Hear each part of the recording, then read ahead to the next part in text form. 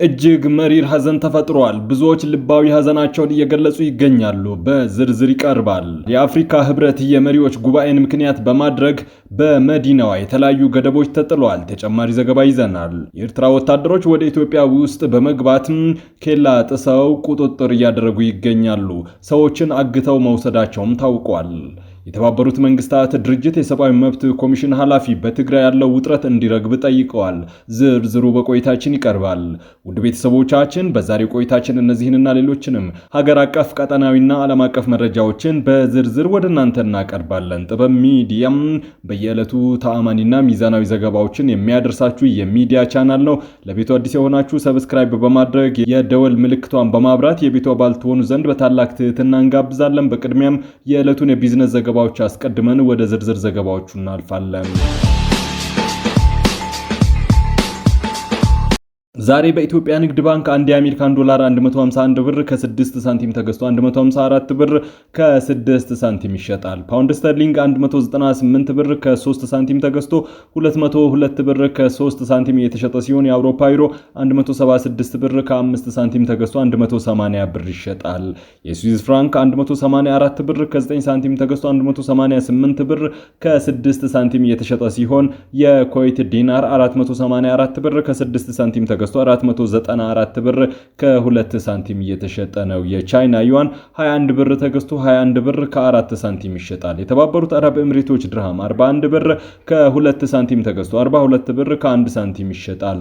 የሳውዲ ሪያል 40 ብር ከ4 ሳንቲም ተገዝቶ 41 ብር ከ2 ሳንቲም በዛሬው ዕለት እየተመነዘረ ይገኛል።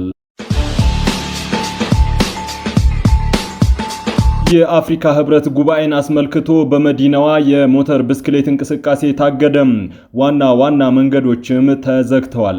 በአዲስ አበባ የሚካሄደው 39ኛው የአፍሪካ ህብረት የመሪዎች ጉባኤን አስመልክቶ የከተማዋ የትራንስፖርት ቢሮ በሞተር ብስክሌት እንቅስቃሴ ላይ እገዳ ማውጣቱን አስታውቋል። በተጨማሪም የአዲስ አበባ ፖሊስ ዝግ የሚደረጉ መንገዶችን ይፋ አድርጓል።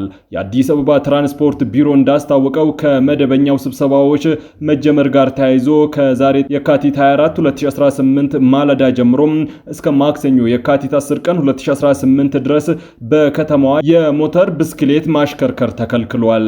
ይህ እገዳ የጸጥታ አካላትን በመንገድ ትራንስፖርት አገልግሎት ዘርፍ የተሰማሩ የማያካትት ሲሆን መመሪያውን በሚተላለፉ አካላት ላይ ጥብቅ እርምጃ እንደሚወሰድ አሳስቧል። በሌላ በኩል የአዲስ አበባ ፖሊስ ጠቅላይ መምሪያ የእንግዶችን ደህንነት ለመጠበቅና የተሽከርካሪ ፍሰቱን ለማሳለጥ ዝግ የሚደረጉ መንገዶችን ይፋ አድርጓል። ከቦሌ ዓለም አቀፍ አውሮፕላን ማረፊያ ወደ ብራስ የሚወስደው መንገድ፣ ከቦሌ መድኃኔዓለም በአትላስ በኩል ወደ ቅዱስ ዑራኤል ቤተክርስቲያን የሚወስደው መንገድ ከዛሬ የካቲት 4 2018 ጀምሮ ለተሽከርካሪ ሙሉ በሙሉ ዝግ መደረጋቸውን ፖሊስ አስታውቋል። በተጨማሪም እንግዶች በሚያርፉባቸው ዋና አደባባዮችና የአጀብ መስመሮች ለተሽከርካሪን ለረጅም ጊዜም ሆነ ለአጭር ጊዜ ማቆም የተከለከለ መሆኑ የተገለጸ ሲሆን አሽከርካሪዎች የትራፊክ ፖሊስ አባላትን ትዕዛዝ በማክበር ትብብር እንዲያደርጉ ጥሪ አቅርበዋል።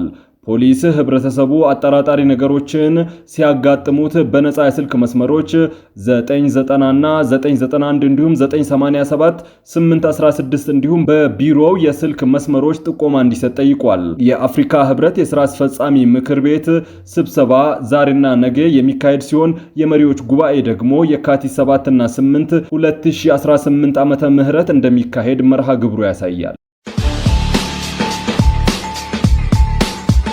የፌዴራል ሰበር ሰሚ ችሎት የመተማ ጤና ባለሙያዎች የበረሃ አበል እንዲከፈላቸው ቢወስንም ተፈጻሚ አለመሆኑ ተገለጸ። በክልሉ የትርፍ ሰዓት ክፍያ ባለመፈጸሙ ባለሙያዎች ለከፍተኛ ችግር መዳረጋቸውን ገልጸዋል።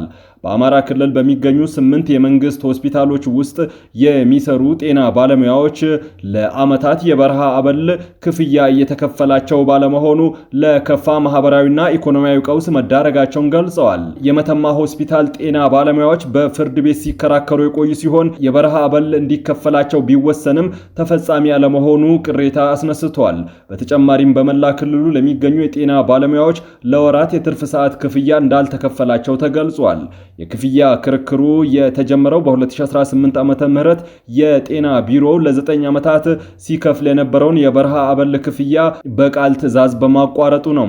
ባለሙያዎች ጉዳዩን ወደ ፍርድ ቤት ወስደው እስከ ፌዴራል ሰበር ሰሚ ችሎት ድረስ ተከራ ተከራክረዋል። የፌዴራል ሰበር ሰሚ ችሎትም የጤና ቢሮውን ይግባኝ ውድቅ በማድረግ ባለሙያዎቹ ተቆርጦባቸው የነበረው ክፍያ እንዲከፈላቸው ወስኗል። በዳባት ወረዳ የሚገኝ የዳባት የመጀመሪያ ደረጃ ሆስፒታል የሚሰሩ የጤና ባለሙያዎች ከወር እስከ ወር መድረስ አልቻልንም። አሁንም ከተለያዩ ሰዎች ተበድረን እየኖርን ነው። ባለትዳር ነን፣ ልጆች አሉን። ህይወት እጅግ በጣም አስቸጋሪ ሆኖብናል ብለዋል።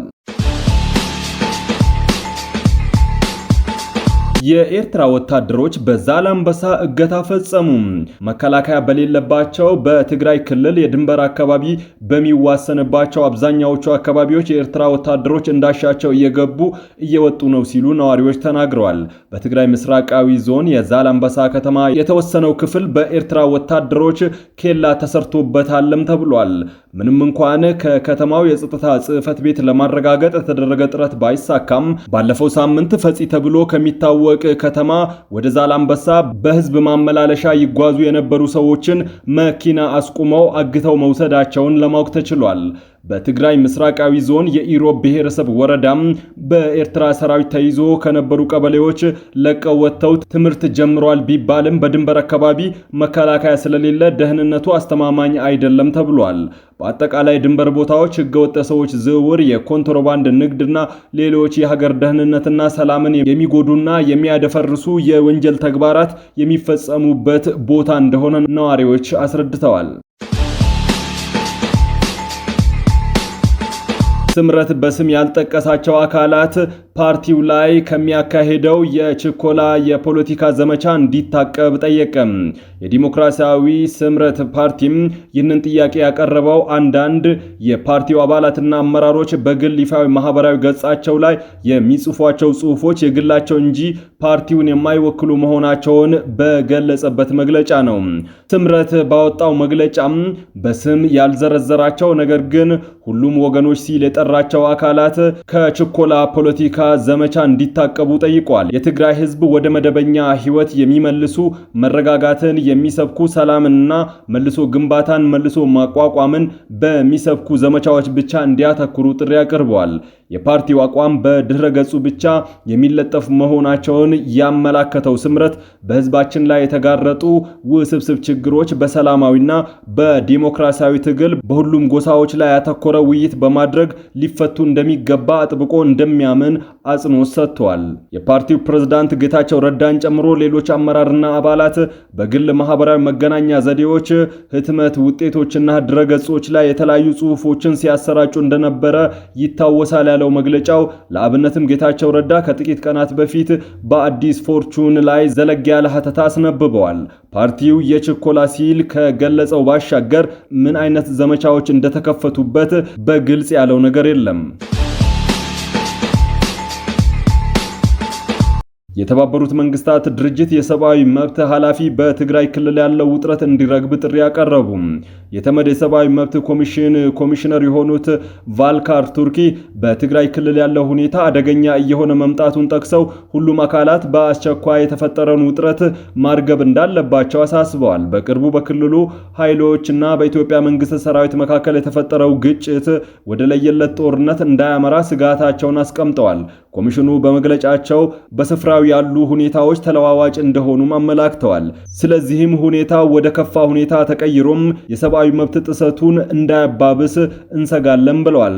ዓለም አቀፉ ማህበረሰብ ሳይረፍድ አሁኑኑ ውጥረቱን ለማርገብ የቻለውን ጥረት ማድረግ እንደሚገባውም ገልጸዋል። የኢቢኤስ ቴሌቪዥን መስራችና ዋና ስራ አስፈጻሚ ከዚህ ዓለም በሞት ተለዩ።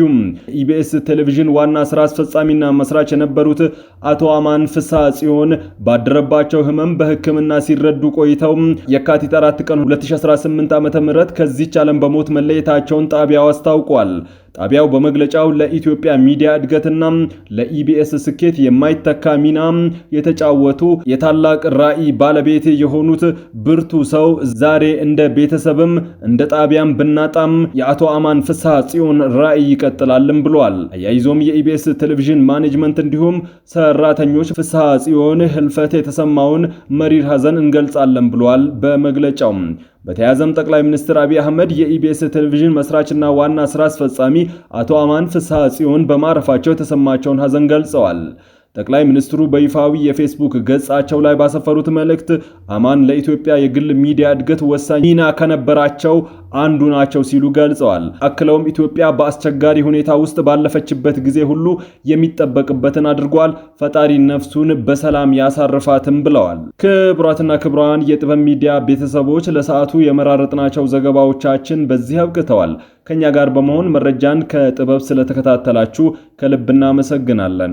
ሚዲያችን በጋዜጠኞች የተመሰረተ ሚዛናዊና ተአማኒ መረጃዎችን በየዕለቱ የሚያደርሳችሁ ገለልተኛ የሚዲያ ተቋም ነው። ለቤቱ አዲስ የሆናችሁ ሰብስክራይብ በማድረግ የደወል ምልክቷን በማብራት የቤቱ አባል ትሆኑ ዘንድ በታላቅ ትህትና እንጋብዛለን። ጥበብ ሚዲያ የሕዝብ ድምጽ ነው።